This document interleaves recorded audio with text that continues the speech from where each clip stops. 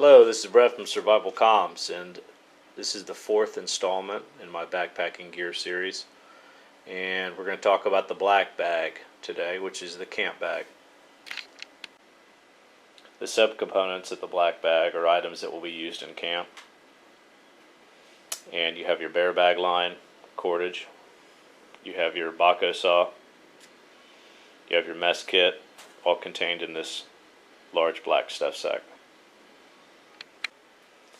And these are the contents of the mess kit as shown. It's a 2-quart pot, which is large enough to cook for someone else if necessary, and it's an awesome pot. It doesn't weigh much. It's made of aluminum construction, has a bale on top of it. I can't say enough good things about it. And you can see all the items that will fit inside of it. Most of the time I would have the headlamp and the fire kit on my person rather than stuck in here. I just put it on here just to show everybody that it'll all fit in there. You have your fuel, your isobutane stove, eating utensils, and 2 squishy bowls. Isobutane stoves. These are the most popular camp stove. You can get the fuel just about everywhere now. You merely thread your fuel cylinder in the base of your stove, extend the built-in pot support, turn it on, light it, put your pot on it, now you're cooking with gas. Get done cooking, turn it off, wait for it to cool, fold everything back up. This stove here weighs about, with the fuel, about 9.5 ounces. The disadvantages are they don't work that great in cold weather. If it's below freezing, it takes a long time to get them to boil. The fuel cylinders themselves, you should pack them out with you so you never really lose any weight. You just lose weight in the fuel itself once the fuel's gone, which this one here I believe says it holds 4 ounces of fuel. You'll get 5 to 6 meals out of one of these canisters brand new, and that's boiling a pint of water per meal. So if you use that as a rule of thumb, you should be okay. They're a great option. I mean, they really are.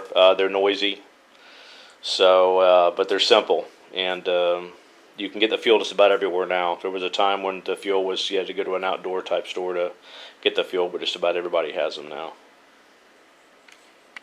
Discussing stove options. These are alcohol stoves. There's a gelled alcohol stove, Trangia stove, Super Cat stove, and your old school cat stove. Different fuel containers that I've used in the past.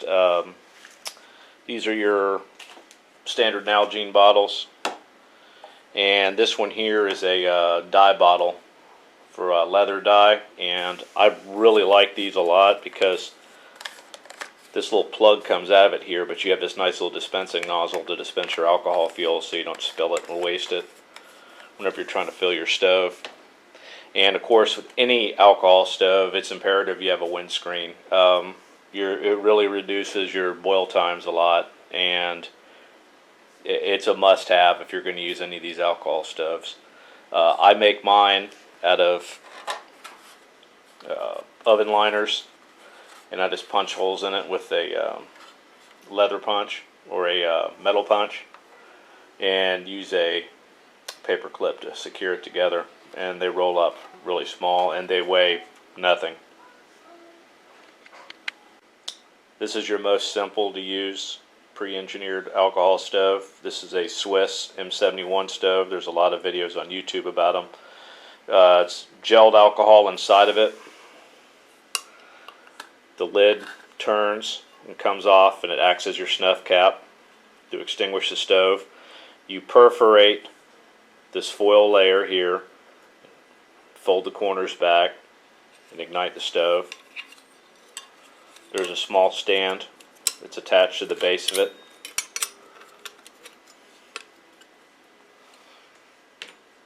And you merely place your pot on top of that.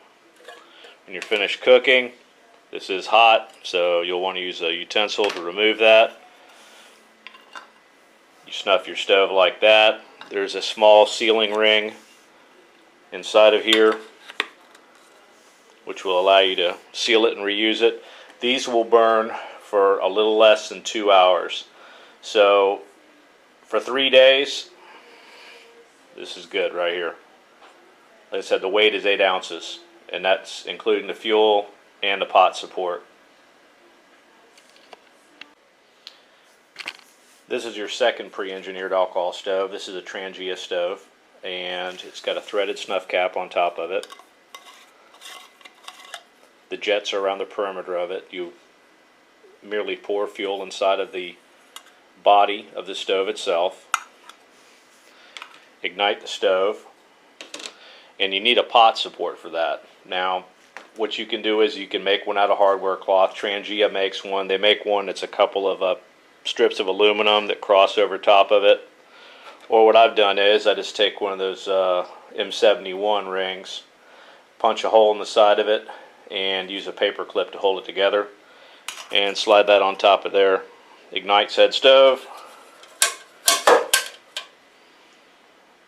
Place your pot and windscreen around it.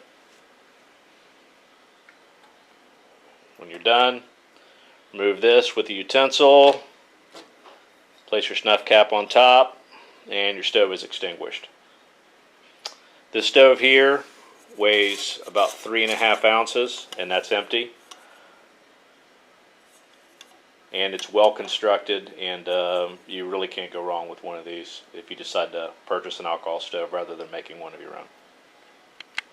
And this is the Super Cat stove, which is merely an aluminum cat food can that's perforated with a punch and in somewhat even fashion.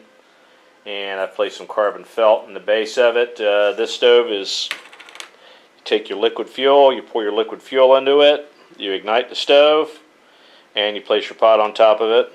The pot itself seals the stove, forcing the flame out of the holes around it, which heats the bottom of the pot. It's pretty simple how it operates. These get fairly decent fuel economy. They work better with larger pots and smaller pots because the flames in the bottom of the pot heat much better than licking up the side of it. So it's a good option, and it's nice and light. It's just a backup stove. I mean, it weighs less than an ounce. I mean, there's no weight to it. I mean, even if you carried another type of stove, you could have one of these right here if you could fit it somewhere in your kit to have as a redundant stove. Okay, the final alcohol stove we're going to talk about. This is the old school cat stove, and this one here, basically you'll have your flame come out of the center of this right here. So it requires a pot support. This is merely a burner jacket, which is made of a larger cat food can and then your smaller cat food can, and I used a church key to open it up, and I've got some fiberglass insulation inside of it and the hardware cloth pot support, and I've used stainless wire and just tied it together so it just stays together instead of taking it apart. Light it, place your pot on top of it, put your windscreen around it, and you're good to go. This weighs 1.5 ounces. I feel like this stove performs better than the Super Cat. You know, your mileage may vary. It does take up a little more room, of course, than this one. And it's important to note that both of these varieties of stove here, there's no snuff caps or anything attached to it. So when you put fuel in it and you light it, it's going to burn until it's out. So just be safe whenever you're going to use one of these stoves. Wood burning stoves. This is a wood burning stove. I have another video. This one here I made. I've made some changes to it since I put it together the first time. Weight of this one's about 6 ounces. And I've, instead of using a hardware cloth pot support, I'd made this out of a pineapple can and used my punch and punched holes evenly around it. And I went ahead and drilled it and put machine screws. I don't think you can probably see that. But machine screws and nuts inside of it to retain the two cans together. After time, what happened is it was a very tight friction fit when I first put it together, but during the expansion and contraction of the can, the friction fit didn't friction fit so hot anymore. These are great if you don't mind waiting enough time for the fire to build up and for cooking. It's an inexhaustible source of fuel. I mean, if you're camping and there's plenty of deadfall around, or wherever else you want to burn. It's great because you don't run out of fuel. But like I said, the trade-off of that is it takes a little bit longer to cook your meal. You don't have the option of just sitting down and firing up your isobutane stove, or you're taking your alcohol stove and lighting it and heating something up. So as long as you're willing to wait a little bit longer for your eating, these are a good option. Here's another stove and mess kit setup that I made. I do have a lid for this. I just don't have it with me right now. And you can see this is a Primus Trek kettle, which has got handles on it, which is a 1 liter pot. Works really good. And this was an IKEA stainless steel silverware holder. And I've cut it out with a cutoff wheel, then cleaned it up so it's not sharp. And it's also a wood burning stove, which actually works pretty good. It is a friction fit for this right here in that regard, so you can keep throwing sticks into it and it'll heat up like that. And also works great with an alcohol stove. You can use a Trangia stove or one of these, and you have these right here as your pot supports right here, 2 pieces of stainless steel tubing. Slide those through here.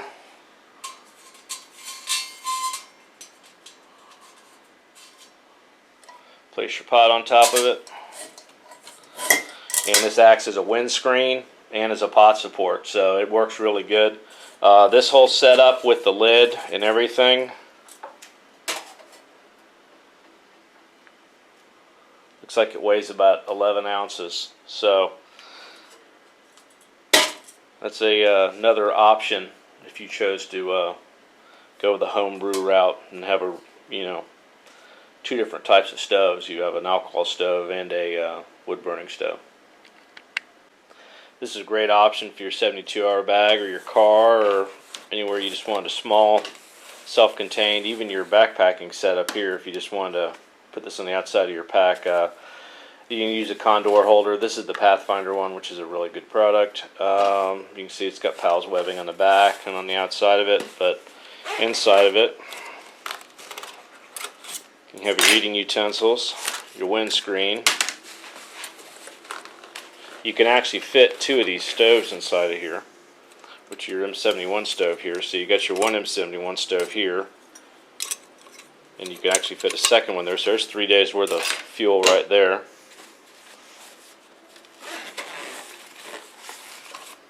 Then I have this as the Tokes titanium cup right here. Get your stainless water bottle, which you can see that thing's heated a lot of water just over a fire with that thing. It's got a little lid, and down here in the very bottom of it, if I desire to use it, I've got a small bail that I can use too. So, I mean, that's a pretty solid setup right there.